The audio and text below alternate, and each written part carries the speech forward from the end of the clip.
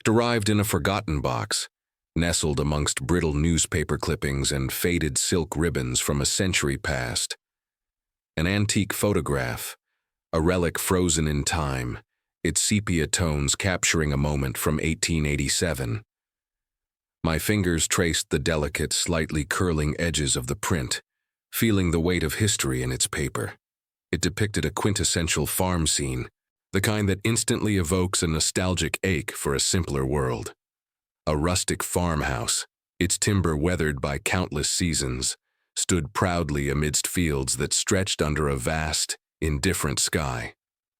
A family, stiffly posed in their Sunday best, stood outside, their faces a mixture of solemnity and quiet endurance, their eyes gazing out from an era long gone. Initially, the image was pure charm.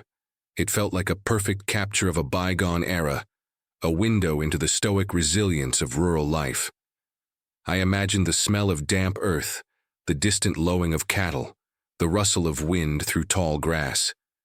It was a tableau of peaceful permanence, a testament to lives lived close to the land.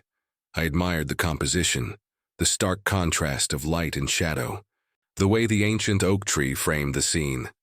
For several minutes I simply absorbed the tranquil beauty, lost in the quiet dignity of the past. Then, my gaze drifted, almost accidentally, to one of the farmhouse windows. It was a subtle detail, almost imperceptible, a trick of the light, perhaps, or a flaw in the original photographic emulsion. A tiny smudge, a distortion in the glass, a shadow that seemed to cling to the pane with an unnatural tenacity. My eyes narrowed, trying to resolve the anomaly with the naked eye. It defied easy explanation, refusing to blend into the expected imperfections of an antique print. At first, I dismissed it, attributing it to the vagaries of early photography or the natural aging of the print. But the image, once so comforting, now began to evoke a profound sense of unease. A prickling sensation started at the base of my neck, a cold whisper that something was deeply, fundamentally amiss. The idyllic facade, once so convincing, now felt fragile, threatening to crack under the weight of that single, unsettling detail. Instead of an immediate panic, a chilling, methodical curiosity took over. It was an almost detached resolve, a compulsion that felt less like a choice and more like an inescapable directive. My hands moved with a surprising steadiness as I positioned the photograph under the scanner, the hum of the machine a stark contrast to the silent dread building within me. The digital file loaded, a high-resolution replica of the 1887 scene now alive on my screen. My cursor hovered, a tiny arrow pointing directly at the offending window. I knew with an inexplicable certainty that I had to zoom in, to peel back the layers of time and pixelation, to confront whatever truth lay hidden within that seemingly innocuous pane of glass. This wasn't just about satisfying curiosity. It was about answering a silent plea, an unheard cry from the past. The decision was made. Click. The screen slowly filled with pixelated clarity, the digital magnification bringing the window closer, closer, until the glass itself began to resolve into individual squares of light and shadow. The initial blur gave way to sharper lines, the faint smudge transforming, taking on a more defined, more unsettling form. My breath hitched. It wasn't a trick of light. It wasn't a photographic imperfection. What emerged from the digital fog was not yet fully clear, but it was enough. A shape, a shadow, a detail that defied the idyllic facade of the farm, a presence that screamed of something unnatural, something out of place. It was a distortion, yes, but a deliberate one, a form that shouldn't exist within the tranquil confines of that 19th century home. The full impact was not yet revealed, the true horror still veiled by the lingering haze of pixels, but the seeds of terror were sown, taking root deep within my imagination. My mind raced, trying to reconcile the pastoral scene with the nascent dread emanating from that window. The silence in the room became heavy, thick with unspoken questions. Some secrets, it seems, refuse to stay buried, whispering across generations until someone finally listens. The image of the slowly resolving detail lingered, promising a revelation that would shatter perceptions, forever changing the way I looked at that innocent 1887 farm photo. Before we continue, subscribe to the channel and tell us where you are watching from in the comments. The digital enhancement slowly sharpened the edges, turning what was once a vague smudge into something undeniably unsettling. But before we truly confront the horror that lay hidden within that window, we must first step back, far back, into the world from which this photograph emerged. It is 1887, a year etched into the fabric of a nation still finding its footing after the tumult of the Civil War, and for many, life was a relentless dance with the earth itself. This was an era defined by the rhythm of the seasons, where the sun dictated the hours of labor and the moon offered only a brief respite. Rural America, particularly in the heartland where this farm likely stood, was a crucible of stoic endurance and profound isolation. Imagine the daily dawn breaking over fields not yet scarred by industrial agriculture, but tended by hand, by plow, by the sweat of generations. The air would have carried the scent of freshly turned soil, wood smoke, and the distant lowing of cattle. For a farming family in 1887, life was an intricate tapestry woven from repetitive, demanding tasks. The men would be out before first light, tending to livestock, mending fences, or preparing the land for planting. Corn, wheat, oats, the very sustenance of their existence. Their hands would be calloused, their backs aching, their faces weathered by sun and wind. The women, equally indispensable, managed the household, a domain of endless chores, churning butter, baking bread from scratch, preserving harvests, mending clothes by lamplight, and raising numerous children who were, from a young age, expected to contribute to the family's survival. Education was often a luxury, secondary to the practical skills needed to keep the farm afloat. Communication with the outside world was a slow, deliberate affair. News traveled by horse and buggy, by infrequent train, or through the whispers that spread from the nearest general store or church gathering. Isolation wasn't just geographical, it was deeply psychological. Neighbors might be miles away, and the nearest town a half-day's journey. This fostered a fierce independence, a self-reliance born of necessity, but it also meant that problems, both personal and communal, often festered within the confines of a small, insular world. Community values were paramount: hard work, piety, mutual aid, and a strict adherence to social norms. Any deviation, any perceived moral failing, could lead to ostracization, a fate almost as harsh as starvation itself. The challenges were immense: unpredictable weather, crop failures, animal diseases, the constant threat of debt, and the ever-present specter of illness without modern medicine. Life was fragile, precious, and often brutally short. This specific farm, captured in that fateful photograph, was more than just land and buildings. It was the beating heart of a family's legacy, a testament to their struggle and their dreams. While we don't have definitive names for the family posed so formally before their homestead, historical records of the region, faded maps, and archived property deeds offer tantalizing clues. We can surmise they were likely a family of German or Irish descent, perhaps having settled there a generation or two prior, seeking opportunity and escape from old-world hardships.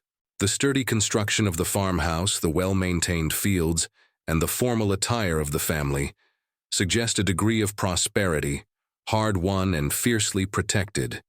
They weren't destitute, but neither were they wealthy. They occupied that vast middle ground of rural America, where stability was a constant battle, not a given. Let us call them the Millers for now, a placeholder name for a family whose story we are slowly unearthing. John Miller, the patriarch, likely stood tall, a man of few words but immense resolve, his hands gnarled by years of labor. His wife, Sarah, would have been the quiet anchor, her strength manifesting in the tireless management of their home and children. Perhaps there were 3 children, 2 sons and a daughter, each destined to inherit the burdens and blessings of farm life. Their aspirations would have been simple, yet profound: a good harvest, healthy livestock, a future for their children on the same land, perhaps an expansion of their acreage, a new barn. These were the dreams that fueled their relentless toil. Yet even in this seemingly idyllic tableau of rural perseverance, the seeds of tension were likely already sown. The very isolation that fostered independence could also breed resentment. The relentless demands of the farm could fray tempers, turning minor disagreements into simmering grievances. Perhaps a dispute over a boundary line with a distant neighbor, a perceived slight at a church picnic, or the quiet pressure of a looming mortgage payment. The weight of expectation, the sheer physical and emotional toll of their existence, could create cracks in even the strongest family unit. Beneath the stiff smiles and formal poses, a complex reality undoubtedly existed. A fragile ecosystem of relationships constantly tested by the harsh realities of 1887. My role, as I see it, is not merely to narrate, but to act as an archaeologist of time, carefully brushing away the dust of decades, sifting through the layers of forgotten history, searching for the subtle clues that might explain the unsettling image in that window. Every faded document, every local anecdote, every whisper of the past brings us closer to understanding the true nature of the shadows that lurked within the Miller family's world. Shadows that the camera, with its unblinking eye, inadvertently captured. The calm exterior of the photograph, once so comforting, now feels like a thin veneer, barely concealing the intricate and perhaps deeply troubled reality that lay beneath. We are just beginning to scratch the surface of their story, a story that refuses to be confined to the sepia tones of a forgotten image. As I delved deeper into the quiet historical currents surrounding that 1887 farm photo, the idyllic surface of the past began to ripple, revealing undercurrents of discord and long-held resentments. The initial charm of the rustic scene quickly gave way to a more complex, almost unsettling narrative, one whispered across generations and etched into the forgotten corners of local archives. It became clear that the anomaly I'd spotted in the window was not a singular, isolated event, but a dramatic echo of tensions that had been festering on that very land, within that very family, for decades before the camera shutter clicked. My research led me down winding paths of faded property deeds, dusty church records, and the surprisingly vivid recollections of elderly residents whose grandparents had known the farm's inhabitants. What emerged was a tapestry woven with threads of deep-seated habits and ancient grievances. The family on the farm, let's call them the Millers for the sake of narrative clarity, were not merely a unit. They were a crucible of clashing personalities and inherited burdens. Their land, a fertile stretch bordering a winding creek, had been in their possession for 3 generations. A source of pride, but also, it seemed, perpetual contention. One of the most persistent threads running through the community's oral history concerned a specific boundary dispute with the neighboring homestead, the O'Malleys. This wasn't a simple disagreement over a fence line. It was a feud that dated back to the Civil War, when a small, strategically vital parcel of land had been ambiguously divided. The O'Malleys, Irish immigrants who had settled in the region a decade after the Millers, felt perpetually slighted, believing they had been cheated out of their rightful share through legal maneuvering and local prejudice. While no violent confrontations were recorded, the tension was a constant low hum in the background of both families' lives, manifesting in small acts of defiance, crops mysteriously trampled near the border, livestock occasionally wandering onto the wrong side, and a rigid refusal to acknowledge each other at community gatherings. These were not mere squabbles. They were symbolic battles in a generational war, each small victory or perceived slight adding another layer to the thick sediment of animosity. Beyond the external feuds, the internal dynamics of the Miller family itself were a landscape fraught with its own unique fissures. The patriarch, a stern and unyielding man named Thomas, had inherited the farm from his equally rigid father. He ruled with an iron fist, his decisions rarely questioned, his word law.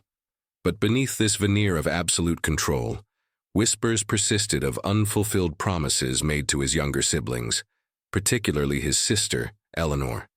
She had, according to fragmented accounts from distant relatives, been promised a portion of the family inheritance, perhaps even a smaller parcel of land, upon her marriage. That promise, however, had never materialized.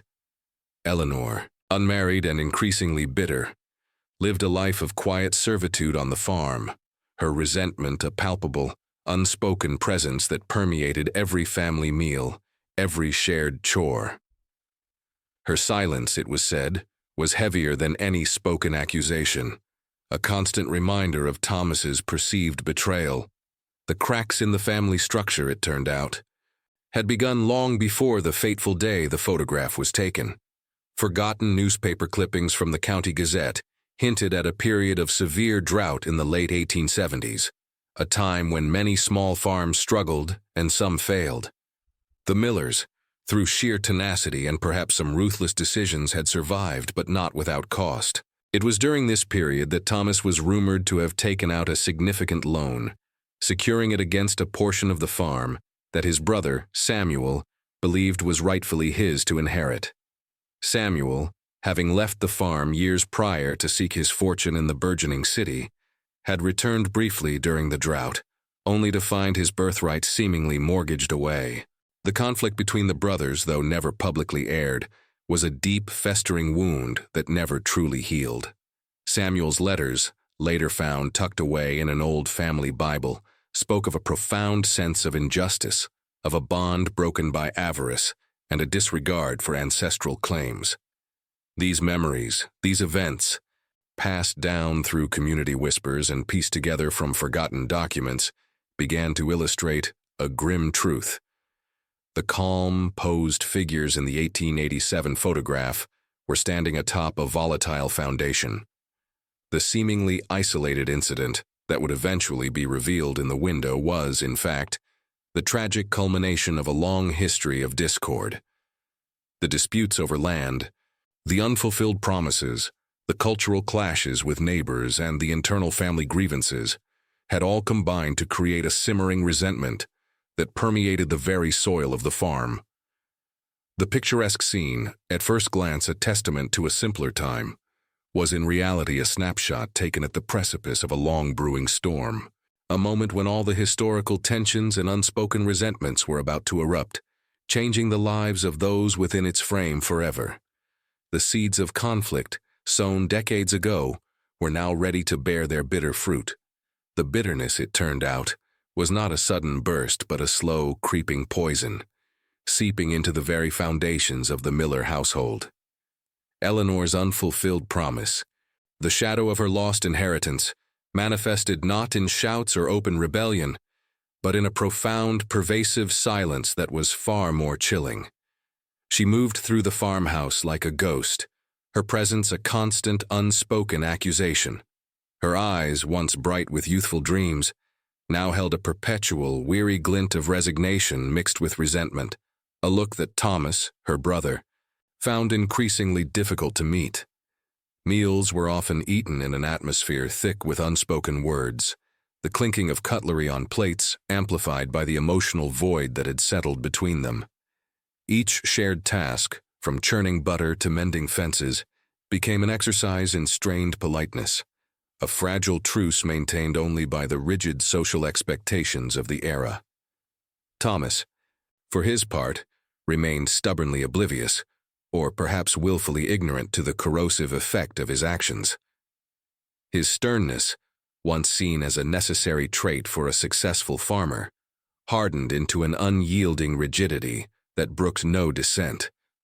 He dismissed Eleanor's quiet suffering as mere female dramatics, a weakness of character he couldn't comprehend. His authority on the farm was absolute, his word law, and any perceived challenge, no matter how subtle, was met with a cold stare or a cutting remark designed to reassert his dominance. This emotional aggression, though rarely physical, was a constant psychological battering, chipping away at the self-worth of anyone who dared to question his decisions, even implicitly. The air around him crackled with an unspoken tension, forcing those within his orbit to walk on eggshells, perpetually anticipating his next pronouncement. The children, if there were any living on the farm at this specific point, would have grown up in this suffocating environment, learning to navigate the treacherous currents of adult resentment. They would have absorbed the painful silences, the averted gazes, the sudden shifts in mood that signaled an approaching storm. These were not the idyllic farm children of storybooks, but likely serious, watchful figures, their innocence perhaps prematurely aged by the weight of unspoken grievances. The laughter that should have echoed through the fields was often muted, replaced by the drone of chores and the heavy rhythm of agricultural life, each day a mirror of the one before, slowly grinding down the spirit. The farm, meant to be a place of nurture and growth, had become a crucible of quiet suffering, its beauty a stark contrast to the emotional barrenness within its walls. Instances of disrespect were not always grand gestures. They were woven into the fabric of daily life, small slights that accumulated like dust. Perhaps Eleanor was consistently given the hardest, most thankless chores, her efforts overlooked or undervalued. Perhaps her opinions on household matters were routinely dismissed, her voice silenced in favor of Thomas's pronouncements. The allocation of resources, even minor ones like extra fabric for a dress or a small portion of the harvest to sell for personal income, could become a battleground, with Thomas always holding the ultimate power. These seemingly insignificant episodes, viewed in isolation, might appear trivial, but when strung together over years, they painted a devastating picture of a relationship corroding from within, stripped of respect and genuine affection. Even Samuel's absence, while removing his physical presence from the immediate conflict, did little to heal the wound he left behind. His letters, filled with righteous indignation over the mortgaged land, continued to arrive sporadically, fueling Eleanor's own sense of injustice and reminding Thomas of a challenge he had successfully, if cruelly, overcome. The memory of that land dispute, though geographically distant, remained a potent symbol of Thomas's avarice and his willingness to prioritize his own gain over familial bonds. It was a ghost that haunted their past, a testament to the fact that even prosperity could not be achieved without a cost, and that cost was often paid in fractured relationships and bitter memories. The psychological impact of these unresolved conflicts extended far beyond the immediate parties, radiating outwards to contaminate the entire family dynamic. These small, insidious acts of emotional aggression and manipulation were like droplets of water steadily eroding stone. There was no single dramatic event that tore the family apart in these early years, but rather a relentless, continuous process of psychological corrosion. The subtle snubs, the dismissive gestures, the deliberate silences, all contributed to an environment where trust withered and affection became a distant memory. The once vibrant family unit, united by the common goal of working the land, slowly fractured into individuals locked in their own private battles, their hearts growing colder with each passing year. The weight of their shared history, once a source of strength, had become a crushing burden, binding them together in a web of resentment rather than love. Joy became a rare visitor to the Miller farm. Laughter, when it came, was often forced, a desperate attempt to maintain a facade of normalcy for outsiders. Genuine connection, the kind that binds families through hardship and triumph, had long since evaporated, replaced by a brittle sense of duty and obligation. Each family member performed their roles, not out of love or shared purpose, but out of a grim necessity, a recognition that their survival depended on the collective effort, however strained. The emotional landscape of the farm had become increasingly barren, the fertile ground of human empathy replaced by a parched desert of unspoken grievances and simmering anger. The isolation of rural life, which might have fostered closeness in a healthy family, only amplified their internal estrangement, trapping them together in a shared prison of their own making. The farmhouse itself seemed to absorb the pervasive tension, the creaking floorboards, the shadows cast by the flickering lamplight, the very stillness of the air, all seemed to hum with the unspoken discord. It was a silent witness to the daily attrition of familial bonds, a repository of strained conversations and averted gazes. The sturdy walls that protected them from the elements could do nothing to shield them from the emotional storms brewing within. The farm, initially a symbol of heritage and sustenance, gradually transformed into a monument to their collective unhappiness. Each furrow in the field, each worn path, a testament to the relentless toil and the heavy hearts that performed it. It was a place where peace was an illusion, and the promise of a harmonious life had long since been broken. The psychological toll on the individuals involved became profound. Eleanor, once hopeful, descended into a quiet desperation, her spirit slowly crushed under the weight of her brother's indifference and her own unfulfilled life. Thomas, in his relentless pursuit of control and prosperity, became increasingly isolated, his stern exterior masking a deep-seated fear of vulnerability. The very air around them grew heavy, suffocating, as if the unspoken words and unexpressed emotions had solidified into an oppressive fog. This continuous psychological corrosion, this slow erosion of respect and affection, was not merely a backdrop to the events captured in the 1887 photograph. It was the very force that shaped them, setting the stage for a more significant, more devastating conflict that was now poised to erupt. The emotional fuse had been lit years ago, and it was now burning dangerously close to the powder keg. The seeds of conflict, sown decades ago, were now ready to bear their bitter fruit, and the once subtle tensions on the Miller farm began their inexorable ascent towards outright hostility. Eleanor, long a figure of quiet, simmering resentment, found her patience worn thin by years of unfulfilled promises and the constant grating presence of her brother Thomas's unyielding authority. Her silent accusations slowly gave way to muttered criticisms, then to pointed remarks at the dinner table, and finally to open defiance in front of the farmhands. She would deliberately neglect chores assigned by Thomas, claiming ill health or prior engagements, her eyes burning with a defiance that belied her frail frame. These small acts of rebellion, initially dismissed by Thomas as feminine petulance, soon became public spectacles, eroding his perceived control and infuriating him to his core. The arguments between them, once hushed and contained within the farmhouse walls, now spilled out into the barnyard, their harsh words echoing across the fields, a stark contrast to the pastoral calm the farm once projected. Samuel's grievances, too, found a more vocal outlet. His letters, once confined to a private Bible, now became the basis for heated exchanges with Thomas during his infrequent, yet increasingly volatile visits. The drought, though years past, had left a lasting scar on the region's economy, and the Miller farm, despite its survival, felt the pinch. Crop yields, while improved, were still unpredictable, and market prices fluctuated wildly, threatening the fragile stability Thomas had fought so hard to maintain. This economic pressure, a relentless, invisible adversary, only exacerbated the internal family strife. Samuel, having observed the struggles of other city dwellers, returned with a renewed sense of entitlement, arguing that his share of the land, now more valuable than ever, could have provided him a secure future away from the city's harsh realities. He accused Thomas of avarice, of sacrificing familial bonds for the sake of a few extra acres, and these accusations, once whispered, were now shouted, overheard by neighbors who had come to view the Miller farm with a growing sense of unease. The community, initially sympathetic to the hardships of farming life, began to withdraw. The Miller family, once respected for their tenacity, became the subject of hushed conversations and wary glances.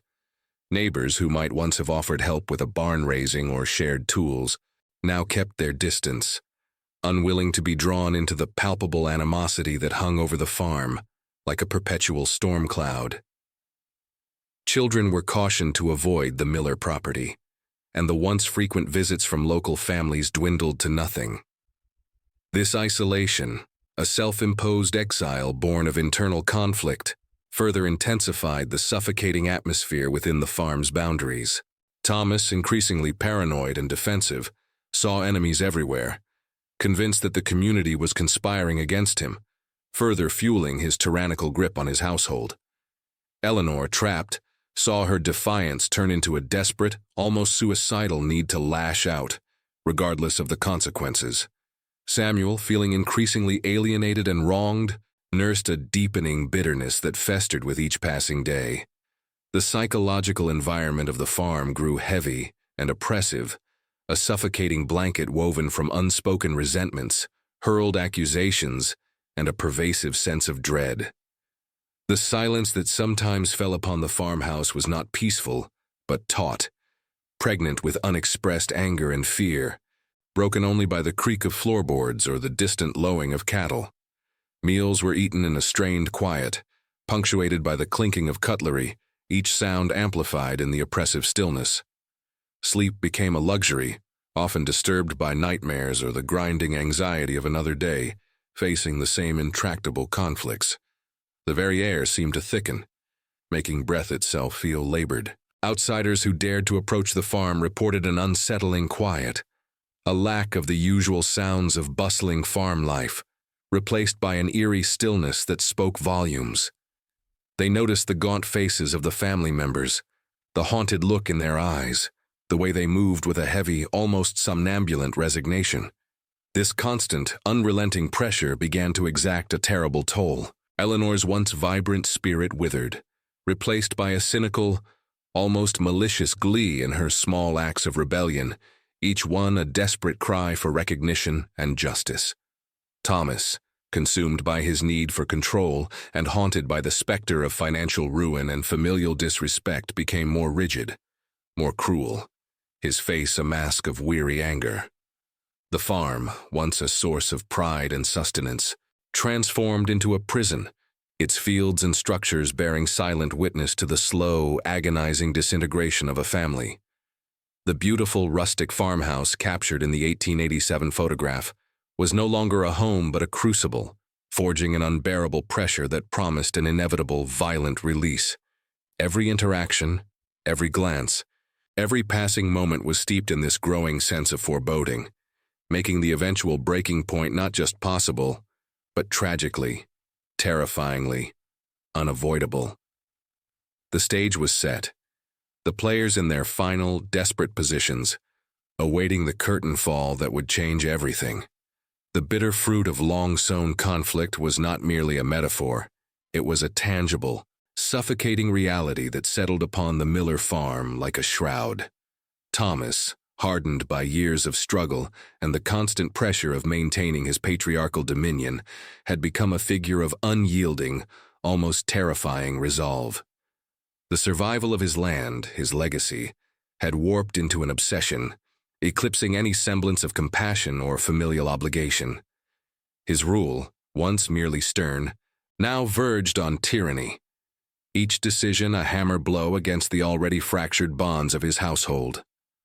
The whispers of unfulfilled promises to Eleanor, once confined to the hushed corners of community gossip, now echoed within the very walls of the farmhouse, amplified by Thomas's escalating demands and his chilling indifference to her plight. Eleanor, a woman whose spirit had been slowly eroded by decades of quiet servitude and the crushing weight of her brother's broken word, felt the subtle shift in the air, a deepening chill that promised more than just the onset of winter. Her resentment, once a smoldering ember, now threatened to ignite. She had endured the indignity of her unpaid labor, the constant surveillance, the casual cruelty of being an unwanted fixture in her own childhood home. But Thomas's latest decree, born from a desperate need for more capital to expand his operations and secure a more profitable future for his heirs, was the final, devastating blow. He announced with a cold formality that brooked no argument his intention to sell the small, wooded parcel adjacent to the main fields, a piece of land that, by oral tradition and her mother's dying wish, had always been understood to be Eleanor's eventual inheritance. This was not merely a financial transaction, it was an act of profound symbolic violence. The wooded parcel, small though it was, represented Eleanor's last vestige of hope, her only potential claim to independence, a place where she had always imagined she might one day build a small cottage of her own.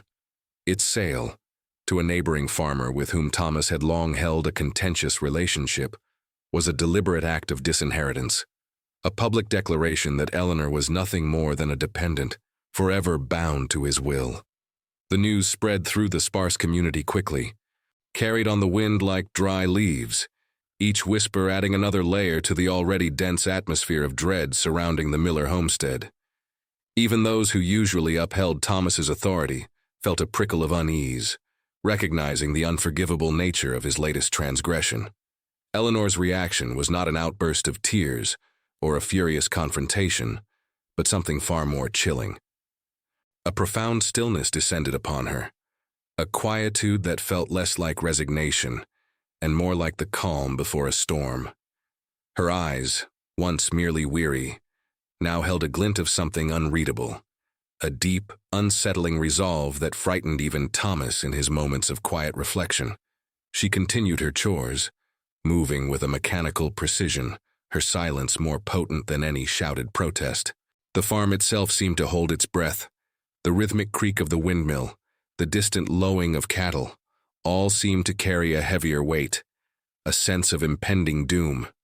The air grew thick with unspoken threats, the kind that fester in the dark corners of the human heart, waiting for the opportune moment to strike. Thomas, for his part, retreated further into his own self-righteousness. He viewed Eleanor's silence as a grudging acceptance, a sign that he had finally broken her spirit. Yet, a gnawing unease persisted beneath his hardened exterior. He found himself increasingly isolated, his own children wary of his temper, his wife withdrawn and silent. The once bustling farmhouse felt hollow, its laughter replaced by strained silences and the constant, almost audible tension that permeated every room. He paced the floorboards at night, the shadows playing tricks on his eyes, seeing Eleanor's phantom form in every darkened doorway, her silent accusation a tormenting echo in his mind. He had crossed a line, a point of no return from which there was no retreat, no chance of reconciliation. The historical accounts, fragmented and cryptic as they were, coalesced around this period, pointing to a definitive loss of patience, not just for Eleanor but for the very fabric of their existence. The community, though outwardly respectful, had begun to view the Miller farm with a mixture of pity and morbid fascination. The children of neighboring families were warned away, the farm becoming a place shrouded in whispers of ill omen. The old women would cross themselves when passing the property, sensing the dark energies that had taken root there. It was clear that the seemingly mundane life captured in the 1887 photograph was in fact a cruel illusion, a facade barely holding together the profound unraveling occurring within.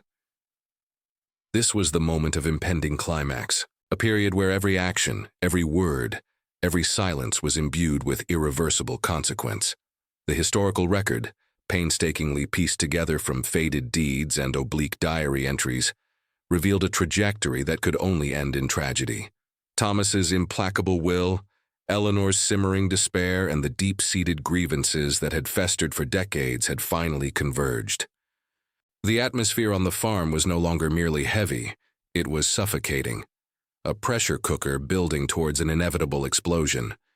The very air vibrated with a sense of foreboding, the landscape itself seeming to anticipate the cataclysmic event that would forever stain the memory of the Miller farm and irrevocably alter the lives of those trapped within its fateful frame. The stage was set, the characters in their places, and the curtain was about to rise on a horror that would defy the idyllic stillness of that 1887 photograph. The curtain, indeed, was about to rise, and the stage was set for a horror far more profound than any ghost story or local legend. It was a horror born of human cruelty, of a spirit pushed beyond its limits, and of a final, desperate act that would forever stain the idyllic facade of the Miller farm. My painstaking research, sifting through decades of forgotten local archives, obscure property records, and the tattered, barely legible pages of a doctor's ledger from a neighboring town, finally yielded the definitive turning point. It wasn't a grand confession or a dramatic exposé. It was a series of small, unsettling entries, cross-referenced with local newspaper snippets reporting an unusually high number of nervous complaints and accidental falls in the vicinity of the Miller property during that fateful summer of 1887. The pieces, once scattered and seemingly unrelated, began to lock into place with a chilling, undeniable precision. The anomaly in the window, Initially a mere smudge, a trick of the light, now resolved into something far more specific, far more terrifying.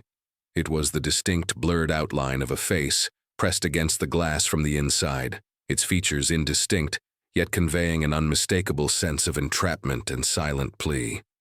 But it wasn't Eleanor's face, not as she appeared in the stiff, posed family portrait outside. This face was gaunt, eyes wide with a profound, almost primal terror, and a hand, equally indistinct, seemed to be pressed flat against the pane, as if pushing against an unseen barrier, or perhaps desperately reaching out for help. The revelation, pieced together from the doctor's notes and the hushed whispers recorded in an old town council meeting's minutes, was that Thomas, in his final, suffocating act of control, had locked Eleanor away. His descent into tyrannical paranoia had climaxed in the days leading up to the photograph. Fueled by a twisted sense of grievance and a fear of losing his grip on his property and his family, he had, according to a hastily scribbled note in the doctor's private diary, a confession from a terrified farmhand years later, confined Eleanor to the upper bedroom, convinced she was plotting against him. He had sealed the door, nailing it shut from the outside, leaving her isolated and utterly vulnerable. The children, intimidated and fearful of their father's explosive temper, had been helpless, forced to maintain the pretense of a normal family life, especially when the traveling photographer arrived. The family, posed so rigidly outside, were not merely stiff for the camera. They were frozen in a tableau of fear and complicity, their smiles strained, their eyes betraying a deep, unspoken dread. The central event, therefore, was not an explosion of violence in the traditional sense, but a slow psychological strangulation, culminating in Eleanor's literal imprisonment on the very day the photograph was taken. The blurred face in the window was Eleanor, trapped, her silent scream pressed against the glass, an invisible testament to Thomas's ultimate betrayal. The photograph, meant to immortalize a moment of familial harmony, had instead inadvertently captured the very essence of her despair, a silent cry for help from within her gilded cage. It was a macabre irony, a hidden message encoded in the emulsion, waiting over a century for someone to truly see it. The realization hit me with the force of a physical blow, transforming the quaint sepia-toned image into a chilling historical crime scene. The details of her confinement, though sparse, painted a horrifying picture. The doctor's ledger indicated visits to the Miller farm for fever and exhaustion in the weeks following the photograph, but the entries were vague, almost deliberately so, suggesting a quiet cover-up. The farmhand's later testimony, buried in a dusty box of personal effects, spoke of Eleanor's cries, muffled by the thick walls and the terrible silence that followed. Thomas had maintained a facade of normalcy, telling neighbors Eleanor was indisposed or visiting family, while she languished, a prisoner in her own home, her spirit slowly breaking under the weight of his cruel domination. The photograph, taken from a distance, had captured her final, desperate attempt to make contact with the outside world, to signal her predicament to anyone who might look closely enough. This was the moment the emotional trajectory of the story irrevocably shifted from mere tension to profound tragedy. The unsettling detail was not a ghost nor a monster, but the agonizing reflection of a living woman's suffering, a woman abandoned and betrayed by the very man who should have protected her. It was a testament to the suffocating power dynamics of the era, where a man's word was law, and a woman's plight could easily be swept under the rug of domestic privacy. The farm, once a symbol of self-sufficiency and familial pride, was now revealed as a prison, a silent witness to an unfolding horror that defied the picturesque landscape. The knowledge that Eleanor was alive, yet so utterly cut off, her silent plea etched onto the photographic plate, was infinitely more disturbing than any supernatural apparition. The weight of this discovery pressed down upon me, a heavy mantle of historical responsibility. It was no longer just about solving a photographic mystery. It was about giving a voice to Eleanor, a woman whose silent suffering had been captured for posterity, yet remained unseen for generations. The photograph became a portal, not to a past world of quaint charm, but to a dark corner of human experience, a stark reminder of how easily cruelty can hide behind the veneer of respectability. The image of her face, blurred but resolute, pressing against the glass, became a powerful symbol of defiance, a final, desperate act of communication against an overwhelming tide of oppression. Her ordeal, once a forgotten footnote, was now illuminated, her story finally breaking free from the confines of that upper room, echoing across time. The full consequence of Thomas's actions and Eleanor's silent, agonizing protest had finally been laid bare. The curtain, indeed, rose on a horror that defied the placid canvas of the 1887 photograph, forever shattering its pastoral illusion. The community, initially cloaked in polite silence and feigned ignorance, could no longer turn a blind eye to the profound tragedy that had unfolded within the Miller farmhouse. Eleanor's absence, once a quiet sorrow known only to her children, became an undeniable void.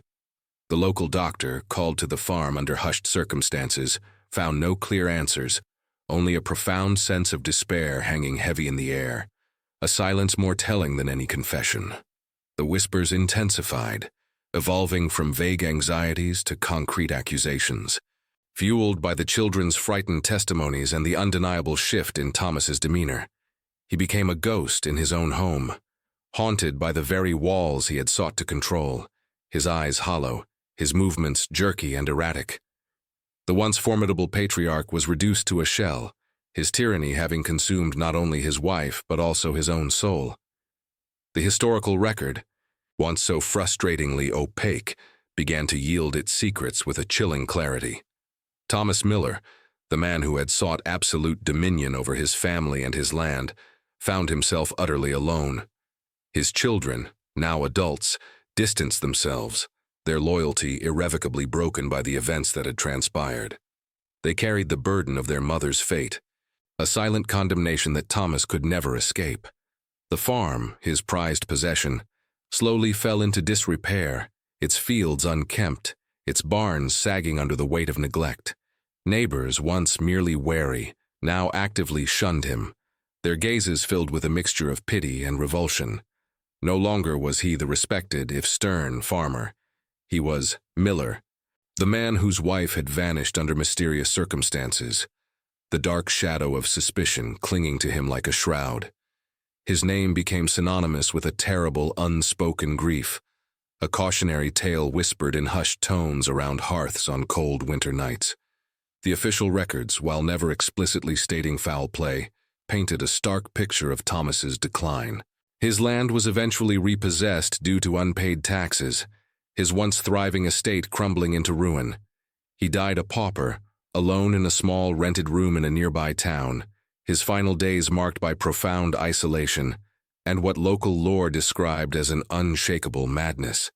He was tormented by visions, by the silent, accusing eyes of a woman he could never truly erase, even in death.